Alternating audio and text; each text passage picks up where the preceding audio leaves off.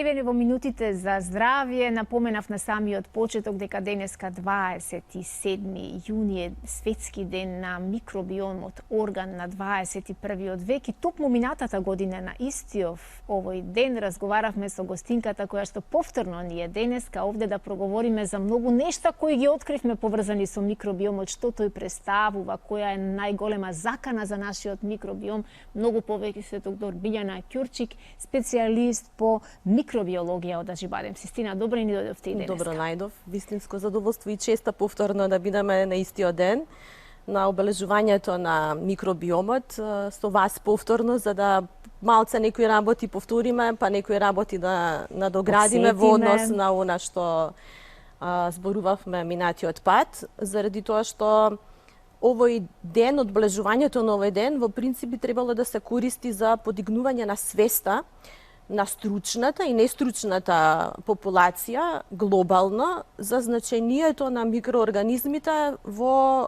однос на здравјето и болестите на човекот. Значи нешто со што дефинитивно, експлозивно се занимава стручната литература и голем број на многу сериозни, екстензивни проекти глобално, за да може да се истражи и да се искористи знаењето, за да може да се насочи целото знаење и да се сменат протоколите кон еден вид на персонализирана медицина.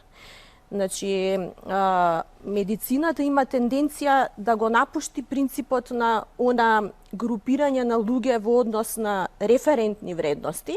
Ако важи за мене, ако сме исти по годиште, по отприлика тежина и пол, дека треба да важи и за вас. Иста терапија да имаме, значи, да. Тоа тековно треба да се напушти и да се оди кон персонализирана медицина. Значи, правење на профил кој што е врзан со мојот начин на живење, со мојот профил на микробиом и слично, се она што влијае на него и потоа да може да се направи еден вид на интервенција на микробиомот и или на долгорочно да се предизвика менување на микробиом кон одржување на здравјето, или пак ако постои одредена состојба или болест, да се влијае, да се подобри целото, дури и во третман на болести кои што се врзани со пореметување на микробиомот. Така.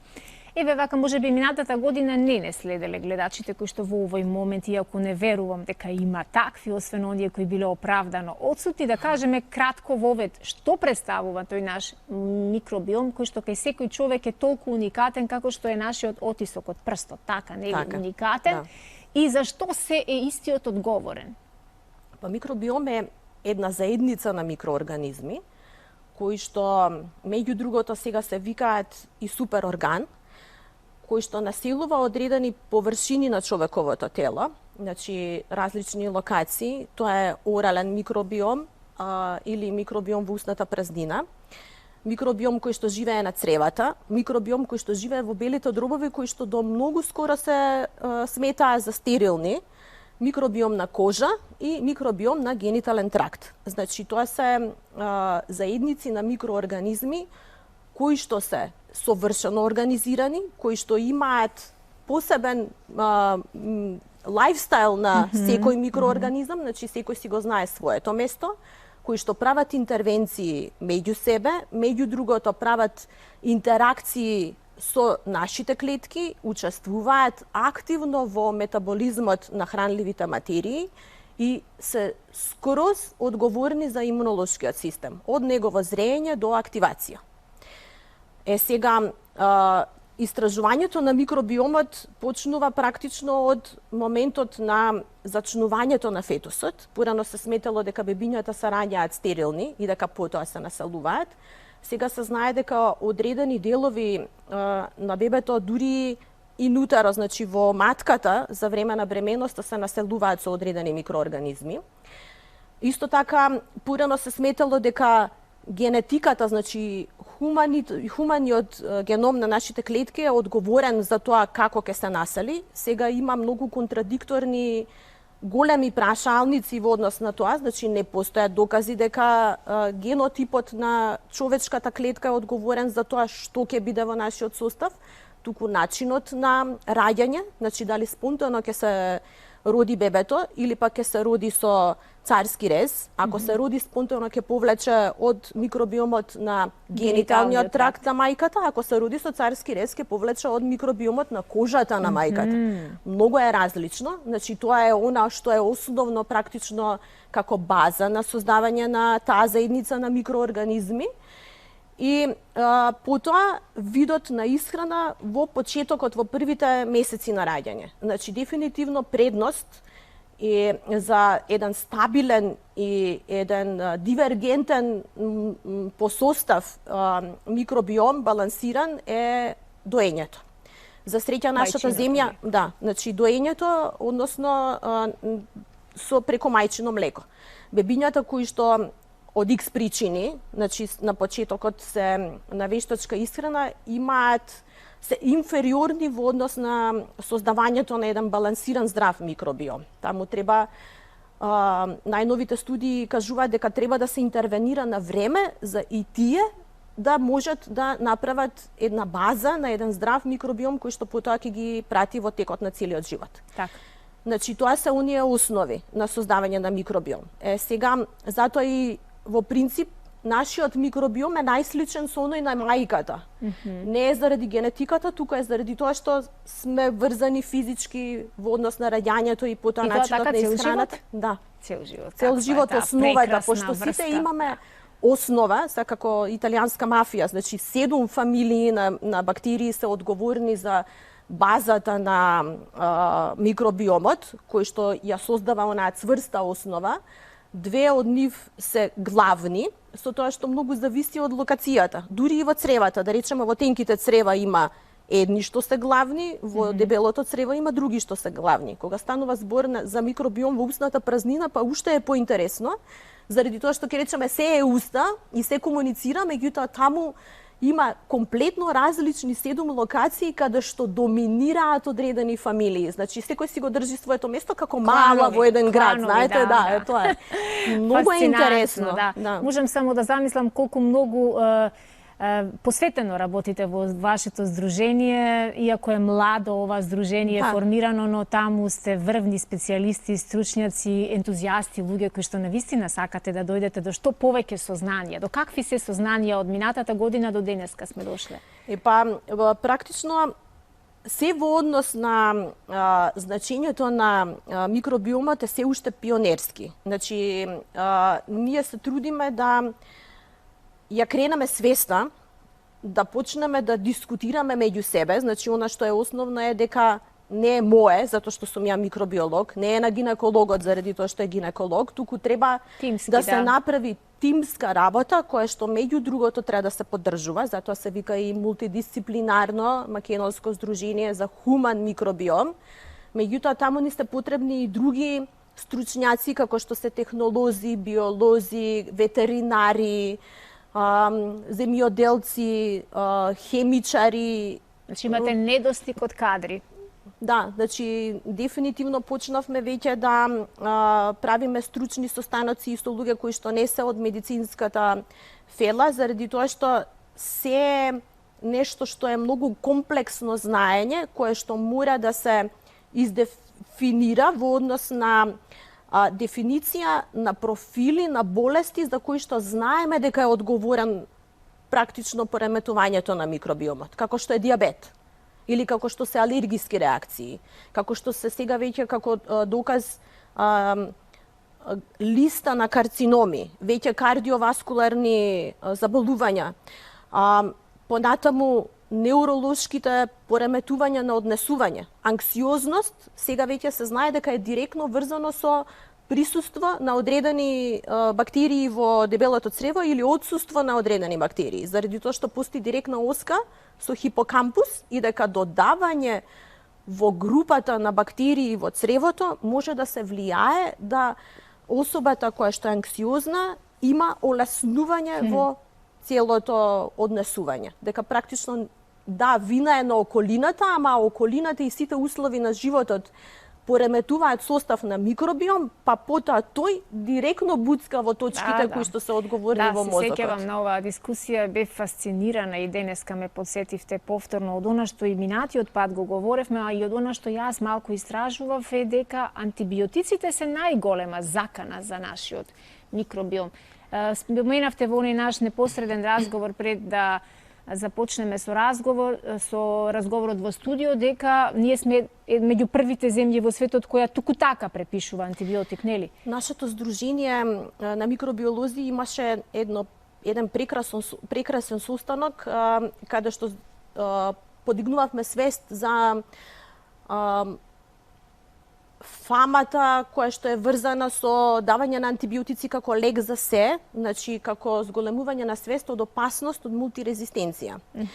Она што е алатка која што предизвикува вакво нешто, каде што практично се соочуваме со микроорганизми кои што веќе се резистентни кон сите можни антибиотици кои што се наоѓаат на пазарот, е неконтролирано препишување на антибиотици и злоупотреба на антибиотици. Имаше тогаш представници од фондот кои што кажа фрапантни бројки кои што се трошат на пари кои што се трошат за препишување на антибиотици во примарната здравствена дејност, што е навистина многу страшно и што дефинитивно мора да се искоригира подитно.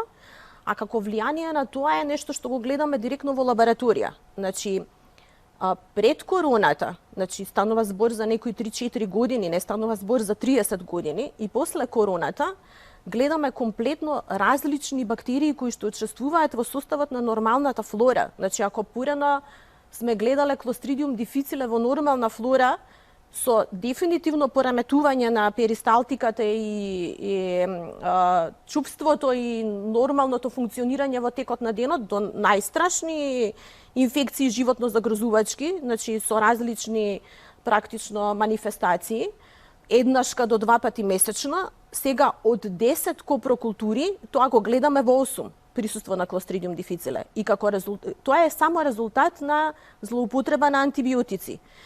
Нешто што е се уште достапно кај нас, каде што може индивидуа да влезе во аптека и да побара антибиотик и да си земе на своја рака, заради тоа што мора да се сменат протоколите каде што сите ќе се договориме дека наод на одредена бактерија не секогаш значи дека треба да се посегне по антибиотик. Антибиотиците имаат свое место и помагаат кога циљано знаеме дека мора да се употребат и дефинитивно се знае дека докторот е оној кој што е одговорен да донесе одлука дали пациентот треба да земе антибиотик или не. И мора да имаме одредени строги критериуми, не заради тоа што пациентот ќе излезе незадоволен и ќе не раскажува по градот дека не бива за ништо пошто не сме му дали антибиотик, туку да објасниме онака како што треба, за да може да се договориме и да ја кренеме свеста зашто антибиотици или некои други не се ни медикаменти, него во било каков облик суплементи, витамини, адаптогени и така натаму, кои што фармацевската индустрија експлозивно ги пласира на пазарот. Како нешто што сигурно ќе ни го реши здравствениот проблем. Да, за жал, ние сме една популација која прво кога има одреден проблем или болка, оди прво во аптека и бара советот моментално кој е на пултот од другата страна и се потпира врз мислењето и препораката на или на комшиски или на друга база. Ретко се обраќаме кај нашиот доктор и ретко ги правиме неопходните испитувања, бидејќи секогаш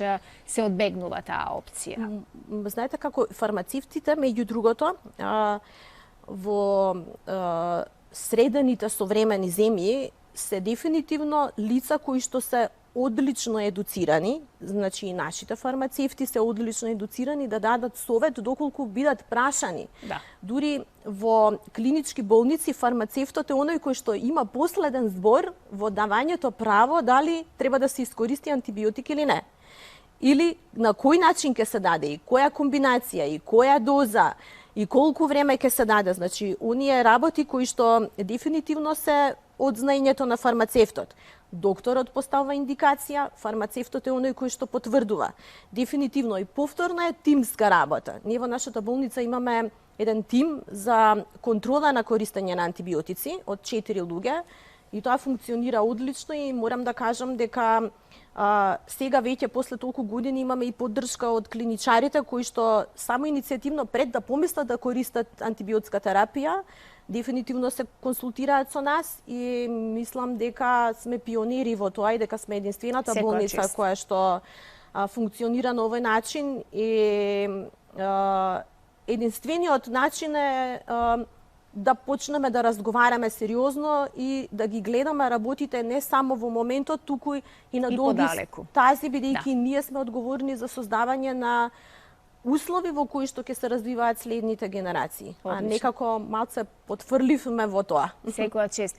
Кажете ми, доктор Ќурчик, што се влијае на балансот на микробиомот и што се случува при дисбиоза, при пореметување на стабилноста на нашиот микробиом? Надворешната средина е онаа која што е најодговорна за овозможување баланс, значи начин на живење. Исхраната е онаа што дефинитивно се потенцира како најважното нешто што влијае врз тоа каков ќе ни биде микробиомот. Ние имаме на овие простори, да речам, среќа, заради тоа што медитеранскиот начин на исхрана или медитеранската диета е онаа која што е потврдена дека поради разноликоста, поради ферментираната храна, поради свежиот зеленчук и овошје, поради користење на доволно животински продукти, поради користење на бадемчиња, лешници и останати работи, е прогласена за најдобриот начин на одржување на здрав и балансиран микробиом.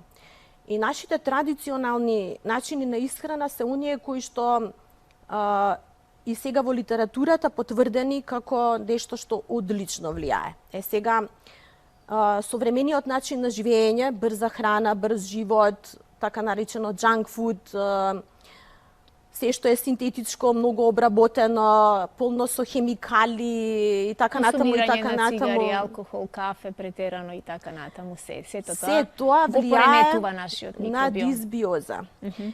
Кога микробиомот балансиран, тој дефинитивно гарантира здравје. Во моментот кога ќе настане поместување во одредена насока, микробиомот станува дефинитивно пореметен и тогаш веќе не се наоѓа во симбиоза со нашиот организам, туку може и почнува да влијае штетно и предизвикува различни прво метаболни пореметувања, понатаму пореметување на имунолошкиот состав и реакции и потоа веќе почнуваат да настануваат одредени состојби и на крај и болест. Како го испитуваме нашиот микробиом? Како можеме да дознаеме и која е првата информација дека нешто не е во ред со нашиот микробиом? Постојат тестови кои што веќе нудат одредување на патерни на патолошки состав на микробиом и на оној кој што е, да речам, под наводници нормален микробиом. Ние во нашата болница единствени нудиме испитување на микробиом на генитален тракт како за почеток. Останатите тестови кои што се за цревен микробиом се уште според нашето мислење пионерски, се комерцијални и мислам дека ќе почекаме малце да се издиференцираат работите заради тоа што сме многу одговорни кон пациентите и сакаме она што ќе го понудиме на вистина да има некаков бенефит, заради тоа што кога ќе издадеш резултат, треба да знаеш што со резултатот. Значи, еве, ова е твојот профил на микробиом, но што ќе правиме со тоа? Заради тоа што следното во однос на маркирање на составот на микробиом е интервенција на подобрување на составот на микробиомот, а тоа се веќе различни начини од додавање на живи микроорганизми, додавање на антибиотици за да се издиференцираат различни групи на бактерии и останати микроорганизми како габички, протозои и така натаму во микробиомот. Значи, мора да знаеме целно што сакаме да имаме како информација, зошто, пошто постои многу голема разлика на здрава особа која што сака да знае каков му е составот на суперорганот, или пак на човек кој што има диабет или артериосклероза, па или да речеме депресија или анксиозност, па понатаму алергии, или пак поради одреден состав на микробиом и недостасување на бактерии му давате вакцини, а тој нема антитела. Значи, за тоа се знае дека е одредено од присуство или на одредени бактерии и отсуство на други. Значи, мора да знаеме зашто ни треба да го искористиме биомаркерот на микробиомот и потоа да знаеме што сакаме да направиме како интервенција и кој пат да го земеме за најдобар начин на интервенција. Не станува збор за интервенција за да подобриме сега, туку на долги стази, за да можеме да го искористиме мапирањето како нешто што е корисно. Так. Многу ви благодарам. Времето ни е кратко, но за жал мораме да се преселиме во соседното студио за вести. Верувам дека повторно ќе имаме прилика и што почесто да ја отвараме оваа тема. Посакувам успех на целиот тим и многу поздрав до сите членови на вашето здружение. И убав ден на сите. Благодарам.